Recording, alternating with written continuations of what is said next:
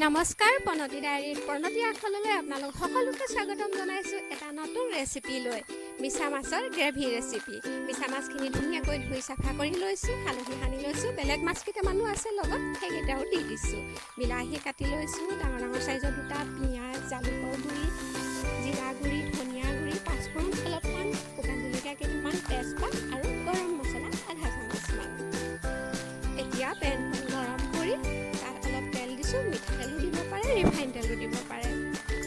মিছা মাছখিনি আধা ফ্ৰাই হোৱাকৈ ভাজি ল'ম। নিমখ অলপ দি দিছোঁ। এয়া আধা ফ্ৰাই হৈ গৈছে মিছা মাছ। এতিয়া মিছা মাছখিনি কাঢ়ি ল'ম। তাতে আৰু অলপ তেল দি পিঁয়াজ মছলাখিনি মই এতিয়া বনাই ল'ম। এয়া পিঁয়াজখিনি দিছোঁ, অলপ ৰঙচুৱা হোৱাকৈ ভাজিছোঁ। তাতে এতিয়া শুকান জলকীয়া, তেজপাত, পাঁচফোৰণ আৰু সকলোখিনি মছলা একেলগে ঢালি দিছোঁ।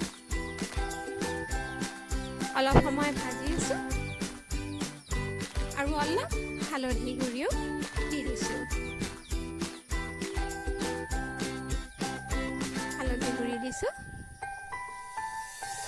অলপ ভজাৰ পাছত এই বিলাহীখিনি দি দিছোঁ। বিলাহীখিনি গলি যোৱালৈকে অলপ সময় ভাজি থাকিম আৰু তাত এতিয়া গৰম পানী অলপ ঢালি দিম।